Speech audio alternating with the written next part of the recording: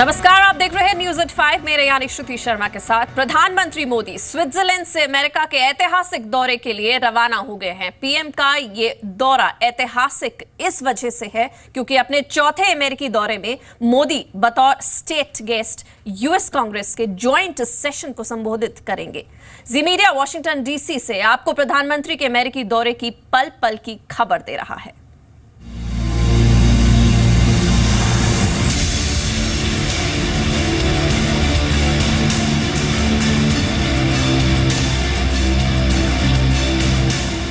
प्रधानमंत्री नरेंद्र मोदी 5 देशों के दौरे के तहत आज स्विट्जरलैंड से अमेरिका रवाना हो गए।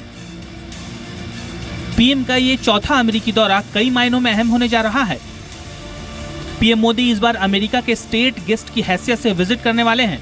इस मौके पर पीएम मोदी और प्रेसिडेंट ओबामा 9वीं बार एक दूसरे से मुलाकात करेंगे।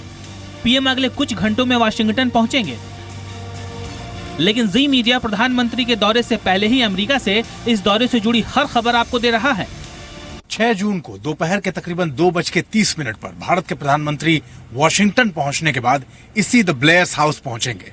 ब्लेयर्स हाउस में ही उनका आधिकारिक प्रवास होगा। स्टेट हेड्स, डिग्निटरीज और हेड ऑफ स्टेट्स जो भी अमेरिका वॉशिंगटन में पहुंचते हैं, उनके रुकने की जगह यही होती है। तो किसी भी कार्यक्रम में शिरकत करने के बाद प्रधानमंत्री मोदी वापस इसी ब्लेयर्स हाउस में आकर रुकेंगे। 6 जून को वाशिंगटन डीसी पहुंचने के बाद प्रधानमंत्री का कार्यक्रम मसरूफियत भरा रहेगा। ब्लेयर्स हाउस में पीएम कई थिंक टैंक से मुलाकात करेंगे। भारत और अमेरिका के बीच होने वाले समझौते पर यहां चर्चा भी होगी। 6 जून को ही पीएम अर्लिंगटन नेशनल सिमेट्री जाकर गुमनाम शहीदों को श्रद्धांजलि भी देंगे।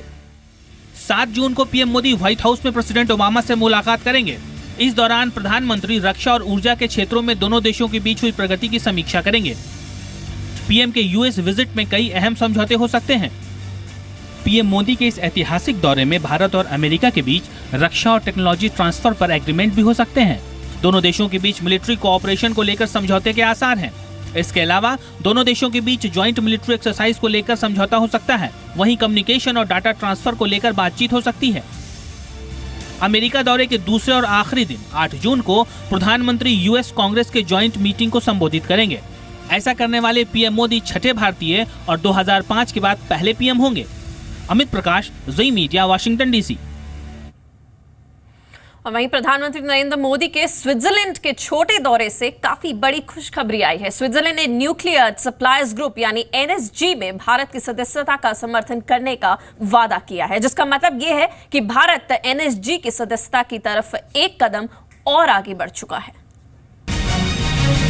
प्रधानमंत्री नरेंद्र मोदी अपने 12 घंटे के स्विट्जरलैंड दौरे पर आज तड़के 3 बजे जिनेवा पहुंचे। एयरपोर्ट पर उतरते ही पीएम का गर्मजोशी के साथ स्वागत किया गया। इसके बाद पीएम मोदी ने स्विट्जरलैंड के राष्ट्रपति जोहान्स निडर-अम्मान से मुलाकात की। इस मुलाकात के एजेंडे में सबसे ऊपर था एनएसजी की सदस्यता के लिए स्विट्जरलैंड का समर्थन, और वो भारत को हासिल हो गया है। स्विस प्रेसिडेंट ने कहा है कि उन्होंने एनएसजी की सदस्यता के लिए भारत को समर्थन का वादा किया है, जिसके बाद पीएम मोदी ने स्विस सरकार का शुक्रिया अदा किया।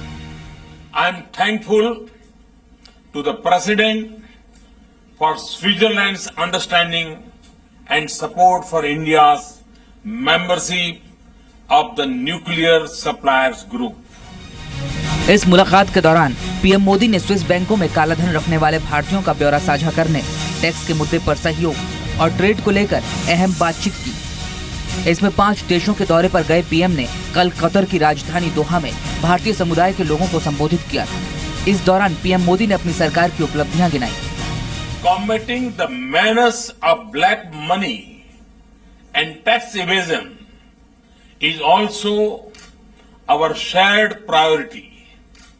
We discuss the need for an early and expeditious exchange of information to bring to justice the tax offenders.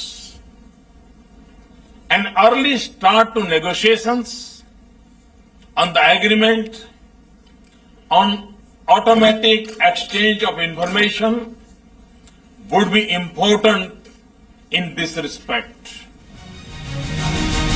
48 देशों वाले न्यूक्लियर सप्लायर ग्रुप्स यानी एनएसजी में भारत के लिए मैक्सिको और स्विट्जरलैंड का समर्थन बेहद जरूरी है, क्योंकि चीन और पाकिस्तान भारत के लिए एनएसजी की सदस्यता का जमकर विरोध कर रहे हैं। ऐसे में स्विट्जरलैंड के बाद सबकी नजरें मैक्सिको पर टिकी हैं और अगर वहां भी समर्थन मिलता है तो ये मोदी डिप्लोमेसी की बड़ी कामयाबी होगी। और अगर आपको हर महीने 1,71,000 से ज्यादा रुपए बिना काम किए मिलने लगे तो आप क्या करेंगे? इस पैसे के बदले आपको कोई काम नहीं करना होगा और साथ ही ये पैसे आपको 18 साल की उम्र से लेकर पूरी जिंदगी मिलता रहेगा। उम्मीद है कि ऐसे किसी ऑफर के लिए आपका जवाब जाहिर सी बात है हाँ होगा, लेकिन स्विट्जरलैंड ने लोगों ने इस ऑफर को ठुकरा दिया है।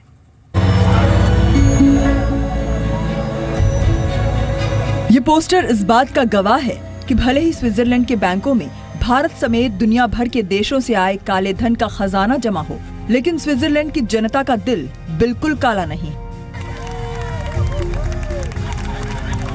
आपने बेरोजगारी भत्ता और वृद्धावस्था पेंशन के बारे में सुना होगा, लेकिन दुनिया में पहली बार स्विट्जरलैंड में मांग की जा रही थी कि देश के सभी लोगों को सरकार मिनिमम सैलरी दे और वो भी बिना कोई काम किए।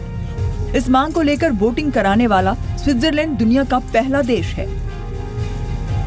कैंपेन में 18 साल तक की उम्र के लिए करीब 42,000 रुपए और 18 साल से बड़े लोगों के लिए 1,71,000 रुपए से ज्यादा सैलरी की मांग की गई थी और इसे नाम दिया गया था यूनिवर्सल बेसिक इनकम। अगर ये प्लान पास हो जाता तो स्विट्जरलैंड की सरकार को हर महीने देश के सभी नागरिकों और 5 साल से स्विट्जरलैंड में रह रहे उन विदेशियों को भी बेसिक सैलरी देनी पड़ती जिन्होंने वहां की नागरिकता स्वीकार की है। इसके लिए 1.5 साल से स्विट्जरलैंड में कैंपेन चल रहा था।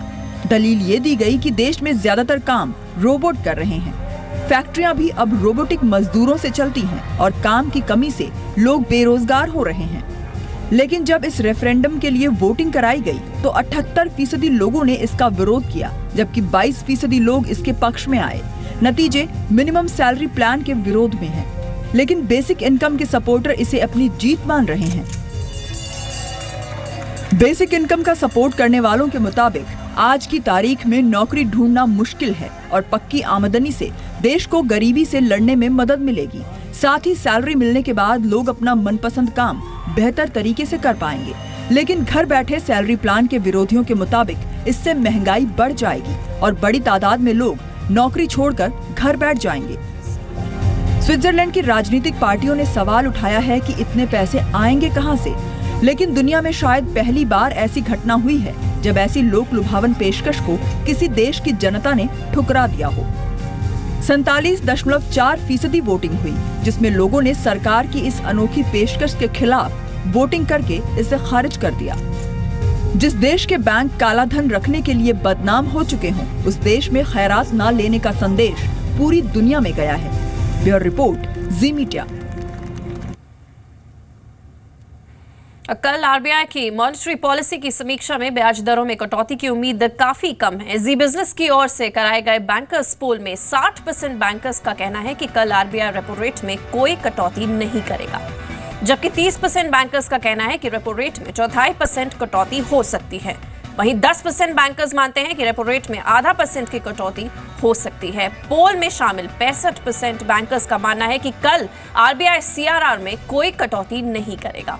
जी बिजनेस ने बैंकर्स से पूछा कि ज्यादा महत्वपूर्ण क्या है, ब्याज दरों में कटौती या राजन का कार्यकाल बढ़ाना। इस पर 70% बैंकर्स ने राजन का कार्यकाल बढ़ाने को महत्वपूर्ण बताया है।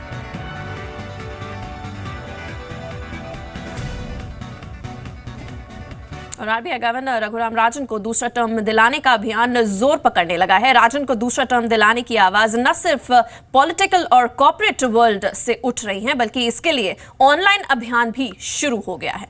राजन के समर्थन में कम से कम 7 ऑनलाइन पिटीशन चल रहे हैं, जिन्हें करीब 60,000 लोगों का समर्थन मिल चुका है। बीजेपी नेता सुब्रमण्यम स्वामी के राजन के खिलाफ मोर्चा खोलने के बाद राजन के समर्थन में आवाजें उठने लगी हैं।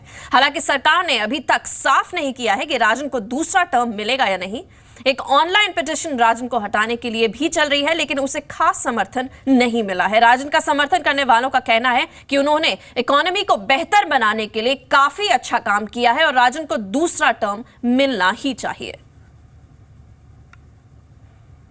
वित्त मंत्री ने आज पीएसयू बैंकों के प्रमुखों के साथ बैठक की है। वित्त मंत्री अरुण जेटली ने कहा है कि सरकारी बैंकों के रिकैपिटलाइजेशन के लिए सरकार और फंड मुहैया कराएगी। जेटली ने कहा है कि पिछले वित्त वर्ष में सरकारी बैंकों को कुल 18,000 करोड़ का नुकसान हुआ और इसकी मुख्य वजह एमपीएस के बदलते ही गई प्रोविजनिंग थी। सरकारी बैंकों के परफॉर्मेंस रिव्यू के बाद जेटली ने कहा है कि बैंक्रप्सी कानून जल्द ही लागू होने वाला है, जिससे बैंकों को एनपीएस से काफी ज्यादा राहत मिलेगी।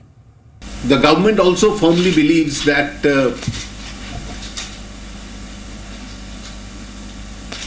the NPA situation having risen on account of certain sectoral stress, a time has to now come with the kind of operational profits the banks are showing, that we must support them fully so that their ability to support growth remains sound. The bankruptcy and the insolvency code has already been enacted. It will become operational very soon. Another set of amendments to the debt recovery legislation and the securitization legislation are before Parliament. The joint committee is considering them. If the report comes before the next session, we hope to further empower the banks legally. और बैंकों के बाद अब tax अधिकारियों का भी ज्ञान संगम होगा। इसका नाम राजस्व ज्ञान संगम होगा। राजस्व ज्ञान संगम दिल्ली में 16 से 17 जून तक चलेगा, जिसको वित्त मंत्री अरुण जेटली और प्रधानमंत्री नरेंद्र मोदी संबोधित करेंगे। ये पहला मौका है जब टैक्स अधिकारियों, सीबीडीटी और सीबीईसी के अधिकारियों का ज्वाइंट कॉन्फ्रेंस होगा। इस सम्मेलन में प्रिंसिपल चीफ कमिश्नर और प्रिंसिपल डायरेक्टर जनरल समेत बड़े अधिकारी भाग लेंगे। माना जा रहा है कि इस सम्मेलन में टैक्स पेयर्स को होने वाली दिक्कतें और टैक्स अधिकारियों की भूमिका पर चर्चा होगी। इसके पहले बैंकिंग सेक्टर के लिए किए गए ज्ञान संगम में सरकार को बैंकिंग सेक्टर की दिक्कतें समझाने में मदद मिली थी। और रुक करते हैं अब शेयर बाजार का। क्रेडिट पॉलिसी से एक दिन पहले भारतीय बाजारों में कमजोरी देखने को मिली है। हालांकि निफ्टी 8,200 के स्तर के ऊपर बंद होने में कामयाब रहा और कारोबार खत्म होने पर सेंसेक्स में 67 पॉइंट और निफ्टी 20 पॉइंट गिरकर बंद हुए। चीनी, रियल्टी, सीमेंट, एविएशन, बैंकिंग और फार्मा शेयरों में बढ़त देखने को मिली और आज दिग्गजों से ज्यादा छोटे मझौले शेयरों में अच्छी खरीदारी देखने को मिली। वहीं कंज्यूमर ड्यूरेबल्स और टेक्नोलॉजी शेयरों में सबसे ज्यादा गिरावट देखी गई।